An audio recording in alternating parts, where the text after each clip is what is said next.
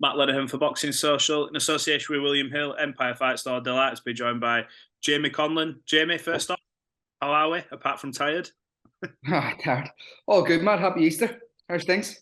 Yeah, all good, no complaints. Busy 2 weeks coming up, but that's what we do it for. Um, Yeah. Talk to me. I didn't get to come to Belfast for the press conference for Michael Conlan and obviously Lopez. In terms of Michael getting his shot in Belfast, do you almost feel like his story is sort of written for him to win this title in Belfast, the way he rebuilt after the Leigh Wood loss and put two impressive performances on, and now he's getting a chance to do it in front of his people?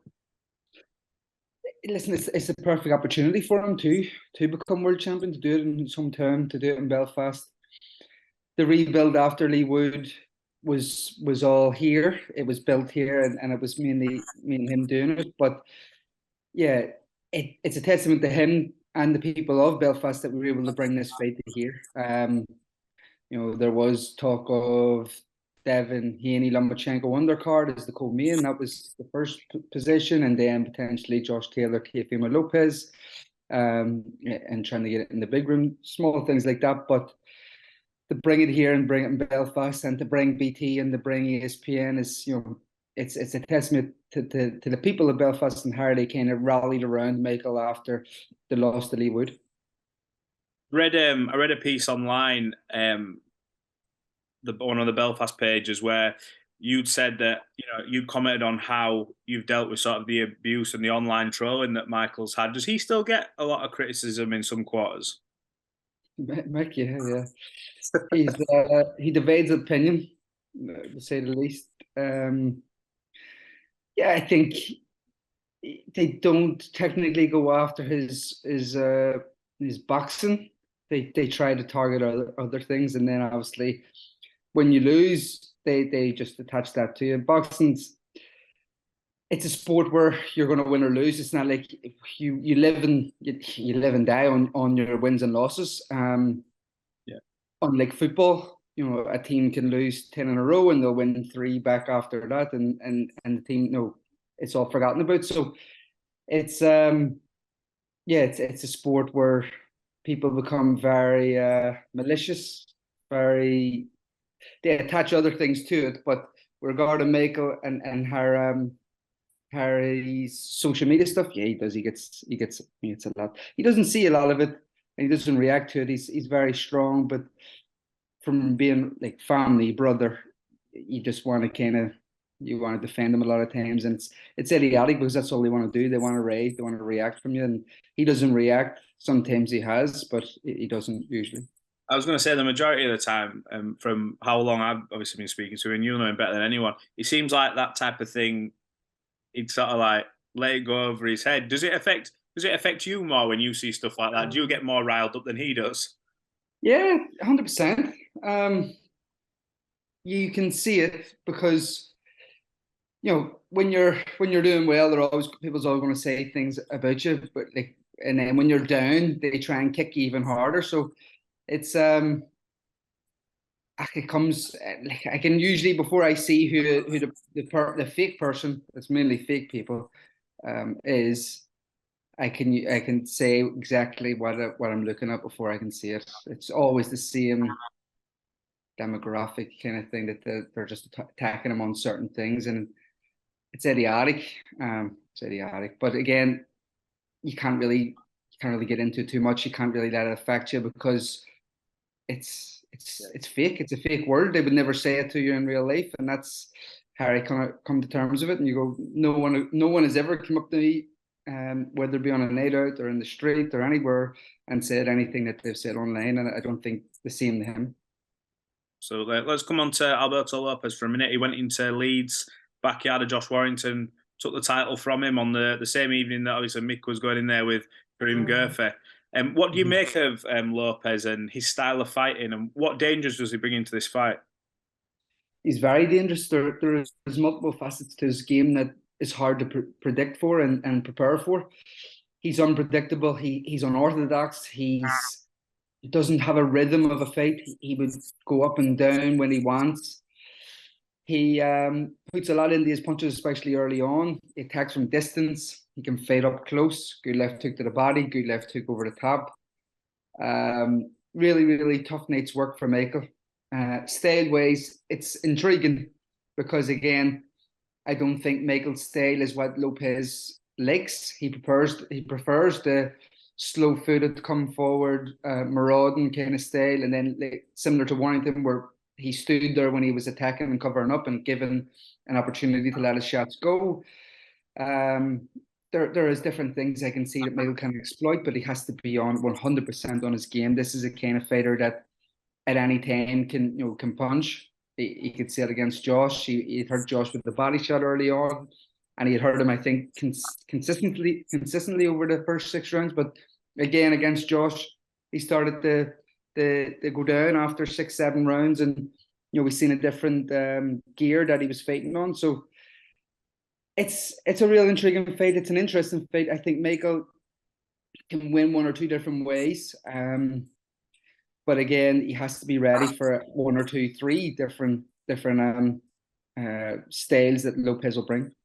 I think the last time I spoke to Michael the other week at your call, the interview we did, I think the exact quote was that he said his biggest strengths will be his biggest weaknesses. Do you see that in terms of how he does attack and mix? Obviously, he's a sharp puncher. I think sharper than a lot of people give him credit for, because we've seen over the years he relies on his boxing IQ, and everyone loves to throw the word ring generalship around, but he does that. So do you see that when Michael's saying, look, his biggest strengths will be his biggest weakness, kind of thing? Yeah, well, that's what I'm saying. Lopez's biggest strength is his unpredictability on orthodox style. His rhythm that he fights on is all different. Everything is kind of unique. However, Michael is tactically and technically, very, very, very good at what he does. Elite level amateur, Olympian, world champion as an amateur. So they have to come down to the fundamentals. Lopez's fundamentals not necessarily there. He punches with his chin in the air. He attacks. Again, it's his strength because he throws from an orthodox angle.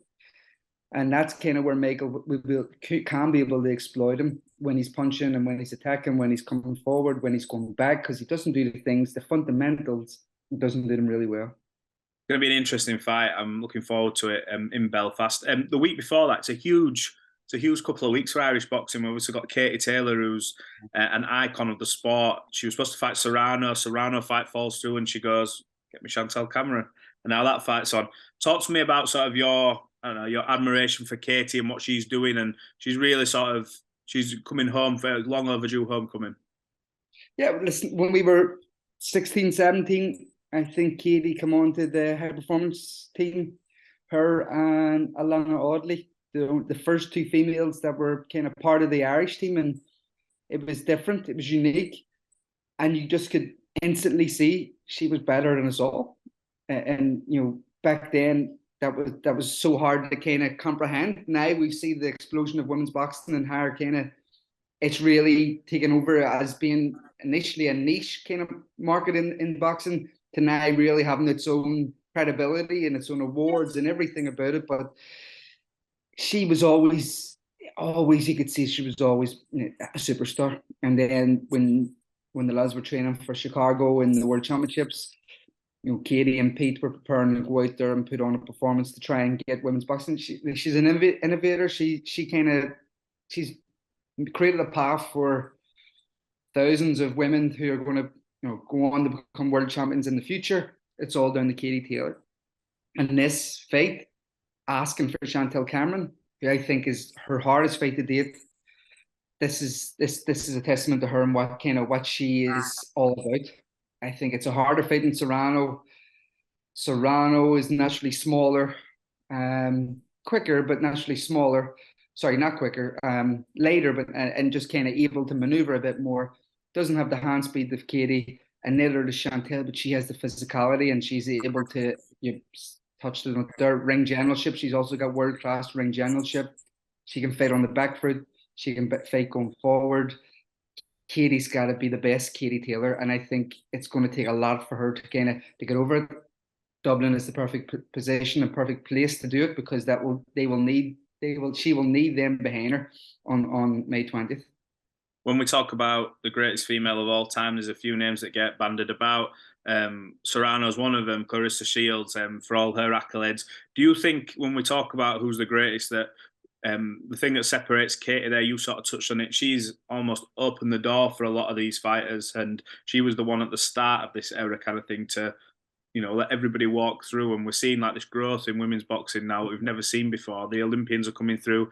It's not as saturated. The quality is getting slowly better. Do you put that down to Katie? And is that one of the main reasons why you think she's the greatest of all time? Yeah, I think she's head and shoulders. She stands above everyone. Clarissa Shields, I think, is exceptional also in terms of her fighting ability. But Katie is different. Katie is created a path for everyone else. The Clarissa Shields and everyone else that came after.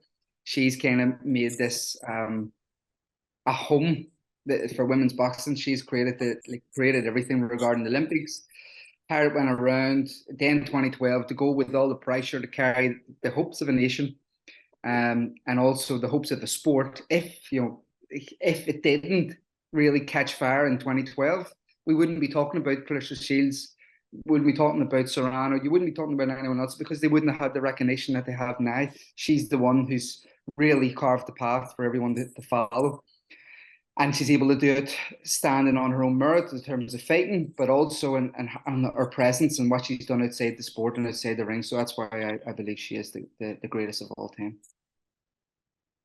No, that's fair. It's a fair argument.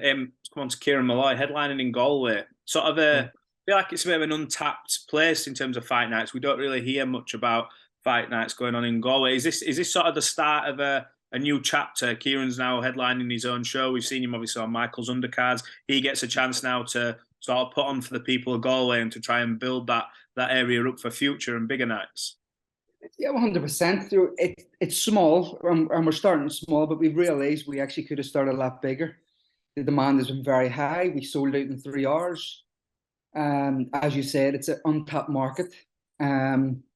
Boxing, I think they've had one previous show in Galway before, but it was a long time ago, and kind of Kieran, I think, is that kind of unique person down there, that he's transcending the people understand boxing down there a lot better than certain parts of Ireland, because it is a hotbed of boxing. It's an untapped hotbed. Recently in the Irish Championships as amateurs, it's kind of cleaning up. So it's got a lot of great fighters coming through. Gabriel Dawson, Adam Hesse, and a lot of fighters down there. The O'Rourke sisters, they're some real good fighters down there that can really come through in the next few years. But Kieran has to set the path out for them and create a real boxing hub. He can fight more. I really think this kid is a potential superstar. Progressing nicely with Angel Fernandez in Loughborough, sparring with Sergio Garcia, David Avanessi, and really moving along nicely in the gym. And it's about just bringing that back. We're going to try and do some prospect nights coming up with our different processes that we got. Kieran Molloy, Kurt Walker, Fergus Quinn. If they keep progressing nicely, we'll do some good small Friday night shows in their home cities and kind of build stars for when the big nights come and they're ready to really generate a big audience and a big crowd. So Galway, we're starting. We should have another Galway show before the end of the year because the demand has been very high. And we're not kind of giving them much gimmies. It's a nice wee tough test, and Leicester Espino, who's beat 2-3 prospects recently. So it's 6-1 at the minute. Really good fighter, and he's going to come and test Kieran, and that's kind of what you want as well. A good test for your prospect on the top of the bill. You've got I've touched on this a few times. Conlan Boxing, you sort of got a plethora of talent, of Irish talent. I mean, Lewis Crocker, I believe, is out this weekend on one of our shows, the Boxing Social in Glasgow. You mentioned Kieran Molloy. What's the sort of end goal? How many are you taking on? Any more fighters? Are you looking to sign any more at present, or is it a case of the stable you've got, you can put all your energy into them kind of thing? Where are we? That's it. We're small. We're still very small in what we're doing in Ireland, and we're trying to kind of build it and grow it bigger. But there's no point running before we can walk, and generating different hubs in different cities and like creating a bit of buzz about a different fighter and building it on the back of Michael and Paddy and Tyrone. That's our three kind of main headline guys at the minute. But then you build the others coming through. I think Crocker can really, really do something in Belfast. He had a terrible year last year. We were hoping to kind of generate it back, but it just did, like, for various different reasons, keep picking up an injury on fight week, getting flu on fight week again, and then an opponent coming not turning up on the day of the weigh-in. You just couldn't have writ a few different problems that he had last year, and it's just about getting him back in the position to really be fighting and defending titles and fighting for titles. So we have a various different. They're all different stages of the careers, and that's kind of mentoring and bringing along at different stages. So Kurt, Kieran, they're at the early part of their career. We've got Top Rank working with us on them, and Hardy kind of, how they're letting us handle things on the ground, especially in Ireland, is fantastic. And you have to be thankful for that, because we're able to kind of have a hands-on approach with them. And then the likes of Tyrone and Lewis and Big Paddy McCrory, they're going to be coming through after like when Michael is having one show, they're going to have another show. We're looking at different dates for Paddy and Tyrone as well after May 27. Was this always in the plan for you? I was going sort of through your career fight by fight sort of thing last night, looking at your record. When you packed up, when you retired, did you ever think that you'd be having this like stable Conlan Boxing, yourself and Michael, and you're bringing all these fighters along with you, and you're creating such a buzz around Irish boxing? I mean, your undercards that you put on for, especially the ones we've just had, the two in Belfast, the talent on it it's really of a high level. Did you ever picture this? I'm an aircraft engineer, an aeronautical engineer by trade, so I was going to go back and make some planes. But I was kind of thinking. I remember when we were running, Tyrone McKenna and me used to train together at the last few years of my career, and I used to say to him for the last 2 years before I retired, like, need to have an end game here, need to kind of get out of this. Fights were taking a lot of toll. The fights were taking a toll on me, especially the last 3 years. They were pretty hard. Every fight was tough. It was kind of saying, need to kind of get out of this. The missus was pregnant.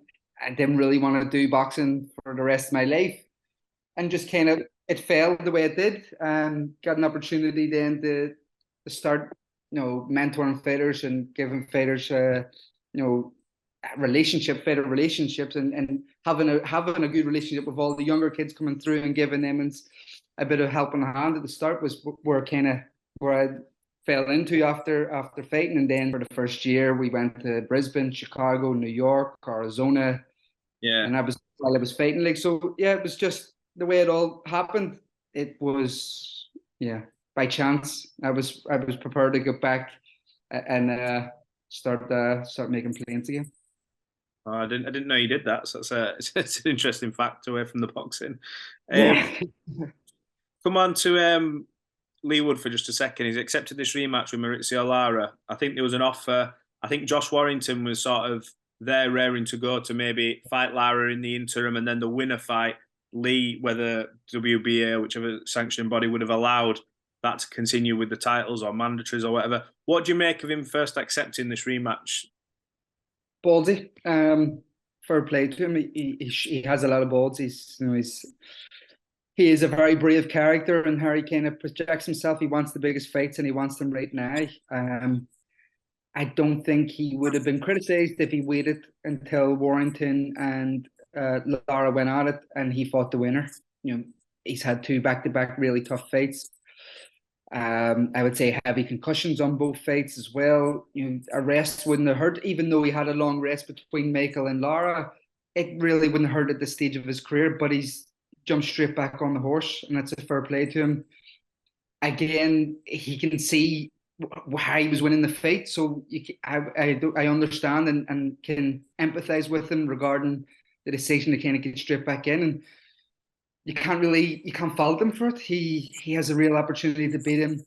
I think Lara, not that he got lucky, Lara was searching for that one big shot from round 2. He hurt Leigh early. I thought Leigh was really just going to start to cruise off then after them first early storms, and then he just got caught because he hooked with a hooker at the wrong time, and he knows the mistakes he's made, so that's why he wants to get straight back in. it's a fantastic kind of roundabout of the featherweight division now, with the likes of Leigh, Warrington, Lara, Michael, Lopez. Everyone has a story, regardless of who they're fighting. You know, Lopez, Warrington, Michael, Leigh, Lara, Warrington, Lara-Wood. Sorry, Lara-Wood. Yeah. It's a fantastic time to be a featherweight, and there's fights there. I think win or lose for all of them. You know, like jump straight back in or go another route.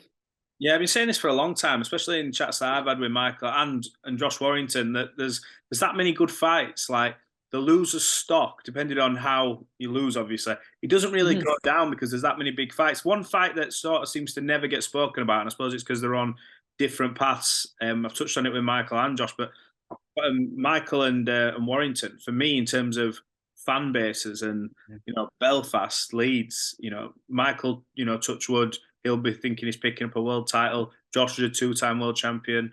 You've got two big fan bases. That for me is a huge fight. Would that be something, if the stars align, whatever Michael does and Josh does, would you like to see that down the line? It's a fantastic fight. There's history there because of the Frampton situation. He beat an Irish superstar in Carl Frampton. There's loads of different intangibles there that can work. Sean is originally from Belfast. Josh's dad, small things like that, very, very good. But yeah, fan base. I think again, why they're lucky, and I think it's good for the sport if you just keep going and keep having big fights. And again, Leigh's just doing it with Lara.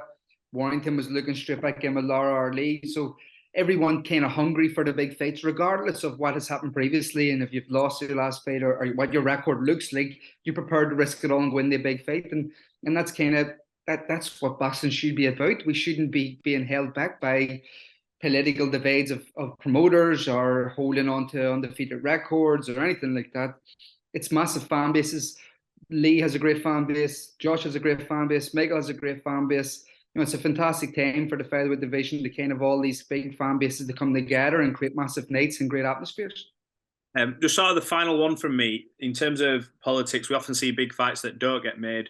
We're going to be seeing one April 22nd. There's a load of good fights on that night. But Gervonta Davis, Ryan Garcia, we've seen two networks in DAZN, Showtime, the PBC guys, they've all come together. Oscar De La Hoya, Leonard Ellerby, these big personalities have all sort of put ego to one side. And we've seen it in the past. And they're putting on this fight. First off, what do you make of the fight, and how pleased are you to see such a big fight get made where we're not waiting until they're all like maybe 36, 37? I think it's a fantastic fight, and to do it so young, it's a testament to everyone involved, especially the fighters. The fighters are the ones first and foremost who are taking the risk. Both of them could have, especially Ryan, I think, could easily have done whatever he wanted to do because he generates a massive social media following. It doesn't really matter who the other guy is, he'll kind of do well. And Gervonta, I think down in Atlanta and all that, he does really good numbers. So it's a fantastic fight. Clash styles, the speed, obviously, with Garcia, the fast hands with Garcia. But I think Tank is hard to beat, man. I just think he's so physically, empowering. His presence in the ring, I think, is exhausting.